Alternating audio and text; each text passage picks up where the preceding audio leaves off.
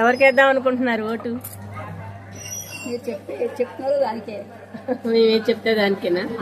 నేను ఈ పార్టీ తరపు కాదండి, ఛానల్ ఇది, అందుకని అడుగుతున్నాను నేను. మీరే చెప్తే దానికే. నేనేం చెప్పమండి, మీకు ఏది నచ్చితే దానికే వెయ్యండి, ఆలోచించుకొని ఆలోచించే చేస్తాం. అలాగే. ఎందుకంటే ఎడ్యుకేషన్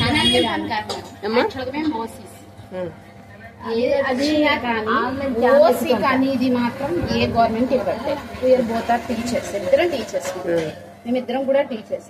టీచర్స్ కి ఫస్ట్ ఆఫ్ ఆల్ టీచర్స్ కి అనేది విలువ అనేది ఎక్కడ ఉండట్లేదు. ఓసీస్ అసలు ఉంది. చెప్పండి, మీలాంటి వాళ్ళే ఉండాలి. మళ్ళీ ఓసీస్ కావాలో చెప్తా ఆయన చెప్పండి. ప్రైవేట్ స్కూల్ ఛానల్ అండి నాది, నేను ఎంప్లాయీ, నేను retired employee.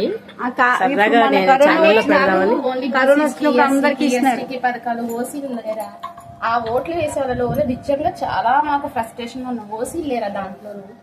BC SC ST ఏ గవర్నమెంట్ వచ్చిన వాళ్ళకి మేము వాళ్ళకి చేస్తాం వీళ్ళకి చేస్తాం అంటే తప్ప ఓసీస్ లేరా దాంట్లోనూ? అసలు ఓసీలు అని మేము లేమా? ఓసీస్ అంటే ఓసీ కేటగిరీ అంటే ఏదో పూర్వకాలంలో ఓసీలు అంటే బాగా డబ్బున్న వాళ్ళు కాబట్టి ఇప్పుడు కూడా ఎంత మంది పేదవాళ్ళు ఉన్నారు మేడం మా దాంట్లో కూడాను.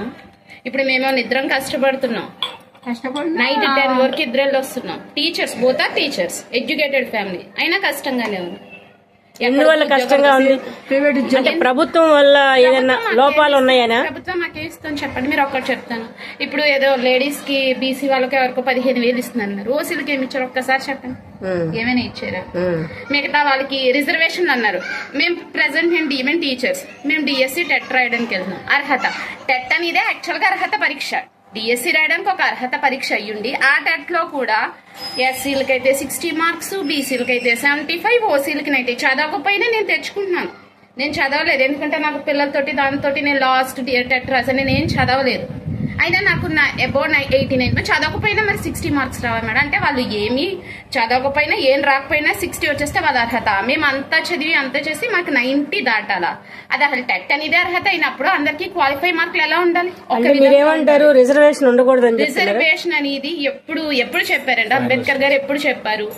ప్రతి ఒక్కళ్ళు చదువుకు అర్హత సాధించాలి చెప్పారు.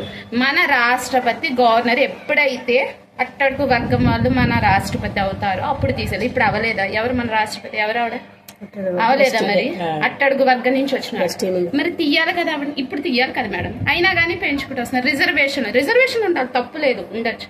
కానీ ఒక అర్హత పరీక్ష పెట్టినప్పుడు ఇప్పుడు వచ్చి టెట్ ఎన్నిసార్లు రాసినా మాకు కుదరట్లేదు. ఎందుకంటే పిల్లలతో చదువులు చెప్పించుకోవడం అవన్నీ కుదరట్లేదు. మీరు ఈ ప్రభుత్వం వస్తే ఏం చేస్తుంది అనుకుంటున్నారు? ఏ ప్రభుత్వం వచ్చినా ఏది లేదు మేడం, ఒక్కటే చెప్తున్నా. అలా కాదమ్మా, ఏం చేస్తే బాగుంటది అనుకుంటున్నారో చెప్పండి. ఏం చేస్తుంటే కొంచెం ఓట్లు వేసేటప్పుడు మాకు ఉంటాయి. ఇప్పుడు రిజర్వేషన్ మేము డిఎస్సీ అనే కాదు మేడం, దేనికైనా గానీ ఓసీస్ అని వాళ్ళ లెక్కలోకి రాదు. అదే ఇప్పుడు మీకు ఈ ప్రభుత్వం వస్తే మీ ఉద్దేశం ఏంటి? మా ఏ ప్రభుత్వం వచ్చినా ఫస్ట్ ఆఫ్ ఆల్ క్యాస్ట్ పరంగా కాదు.